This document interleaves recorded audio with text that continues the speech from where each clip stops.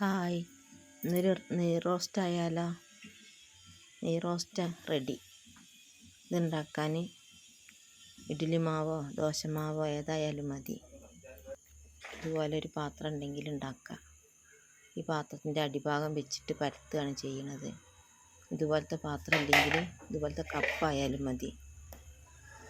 ഈ കപ്പ് ഉപയോഗിച്ചും ചെയ്യാം. വലിയ വട്ടമുള്ള കല്ലായിരിക്കണം. വട്ടമുള്ള ദോശ ഉണ്ടാക്കുന്ന പാത്രം അല്ലെങ്കിൽ പത്തിരിയൊക്കെ ചുടുന്ന വലിയ വട്ടത്തിലുള്ള ദോശക്കല്ലായാലും മതി. അതിലിതുപോലെ മാവ് ഒഴിച്ചിട്ട് ഒരു വലിയ കയ്യിൽ മാവായിരിക്കണം. അതുപോലെ ഒഴിച്ചിട്ട് ഇതുപോലെ വട്ടത്തിൽ ചുറ്റി പരത്തിയെടുക്കുക. എത്രത്തോളം നേർമയാക്കാൻ കഴിയണം അത്രയും നേർമയാക്കി പരത്തുക.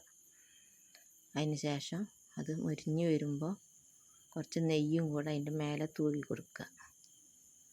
നെയ്യ് ഉരുക്കിയത് അങ്ങനെ തൂവി കൊടുത്തതിന് ശേഷം നല്ലതുപോലെ മൊരിഞ്ഞ് വരണം. കളറ് മാറി വരും മൊരിയുമ്പോൾ. അങ്ങനെ മാറി വരുന്ന സമയത്ത് നെയ്യ് തൂവി കഴിഞ്ഞതിന് ശേഷം ഒരു ഭാഗം ഇങ്ങനെ പൊന്തിച്ച് ഇങ്ങനെ ചുറ്റി എടുക്കുക. നെയ് റോസ്റ്റ് റെഡിയായി. ഇഡ്ഡലി മാവോ ദോശമാവോ ഏതായാലും മതി. അതുകൊണ്ട് ചുട്ടതാണ്. ഇതുപോലെ വലിയ പത്തിരിക്കല്ലായിരിക്കണം. നെയ് റോസ്റ്റ് റെഡിയായി. എല്ലാവരും ഇതൊന്ന് ചെയ്ത് നോക്കണം. ഇഡ്ഡലി മാവോ ദോശമാവോ ഏതായാലും മതി. ഇതുപോലുള്ള പാത്രം ഇല്ലെങ്കിൽ ഇതുപോലത്തെ കപ്പുണ്ടെങ്കിൽ അതായാലും മതി. അടി വീതിയുള്ള പാത്രമായിരിക്കണം എന്ന് മാത്രം. അത് വെച്ചിട്ട് വേണം പരത്തിയെടുക്കാൻ. കട്ടി കുറച്ചിങ്ങനെ പരത്തിയാൽ മതി.